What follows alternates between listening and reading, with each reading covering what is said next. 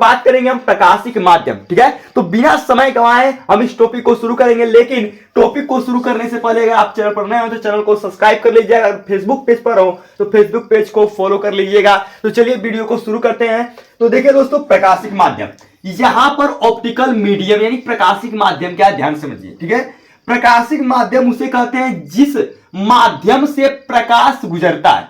यानी कि मान लीजिए कि ये कोई कांच है, ये मान लीजिए भैया कोई एक कांच है, अगर प्रकाश यहां से ऐसे गुजर गया, ठीक है, तो ये कांच इसका क्या हो गया, माध्यम। यानी कि प्रकाश जिस माध्यम से गुजरता है उसे प्रकाशिक माध्यम बोलते हैं। ठीक है, तो हर एक पॉइंट को नोट करते चलिएगा, कापी कलम आप साथ में लेके बैठे रहिए। अब देखिए आपको अच्छे तरीके से समझ में आ गया होगा कि प्रकाशिक माध्यम क्या है। ठीक है, अब देखिए प्रकाशिक माध्यम को कितने वर्गों में विभाजित किया गया। तो प्रकाशिक माध्यम को भैया 3 भागों में विभाजित किया गया, यानी कि 3 काइंड्स ऑफ ऑप्टिकल मीडियम। ठीक है, यहां पर 3 भागों में विभाजित किया गया। पहला होता है हमारा पारदर्शक, पारदर्शक की बात करें, और दूसरा हमारा होता है दोस्तों पारभासक, पारभासक होता है। और तीसरे पॉइंट की बात करें तो तीसरा पॉइंट हमारा होता है अपारदर्शक, अपारदर्शक ही हमारा तीसरा नंबर पॉइंट होता है। ठीक है, ये 3 भागों में वर्गीकृत किया गया प्रकाशिक माध्यम को, यानी कि 3 ये ऐसे माध्यम है जहां से प्रकाश जा सकता है, नहीं जा सकता है। ठीक है, इस पर हर एक टॉपिक पर चर्चा किया जाएगा। तो देखिए सबसे पहले आपको पॉइंट समझना होगा। अगर पॉइंट की बात करें तो सबसे पहले आपको पॉइंट समझना होगा पारदर्शक, फिर उसके बाद अगर पॉइंट की बात की जाए तो उसके बाद आपको पॉइंट समझना होगा पारभासक, और अंत में आपको समझना होगा कि पारदर्शक। तीनों पॉइंट को अच्छी तरीके से आपको समझाने का प्रयास किया जाएगा।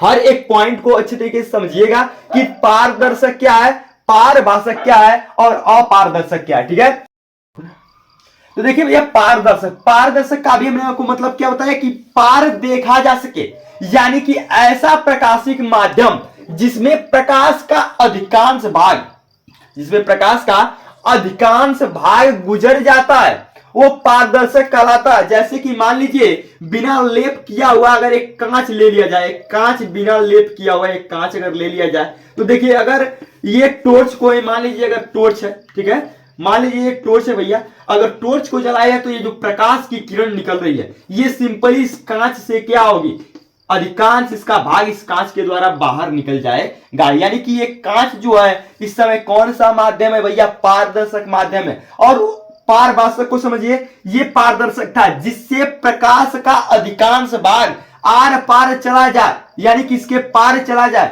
उस माध्यम को हम बोलते हैं पारदर्शक माध्यम।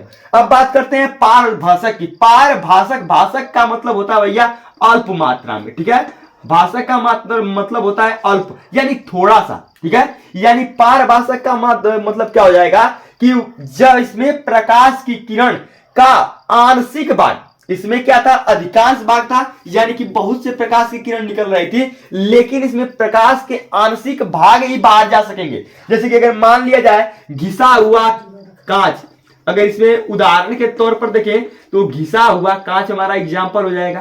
ठीक है, और अपारदर्शक का मतलब तो बिना देखे ही आप समझ गए होंगे। अपारदर्शक का मतलब प्रकाश का थोड़ा सा भी भाग आर पर न जा सके। जैसे कि हमारा व्हाइट बोर्ड देख रहे हैं, अगर यहां से अगर किसी टॉर्च को जलाया जाए तो क्या इसको विभाजित करके बाहर जा सकता है, नहीं जा सकता है। तो उस समय क्या होगा भैया, अपारदर्शक होगा। अगर थोड़ा सा भाग प्रकाश का बाहर चला गया तो पारभासक हुआ, अगर अधिक चला गया तो पारदर्शक हो गया। हर एक पॉइंट को आपने समझ लिया। प्रकाशिक माध्यम क्या होता है भैया, प्रकाशिक माध्यम जिस माध्यम से प्रकाश गुजरता है वह प्रकाशिक माध्यम कहलाता है।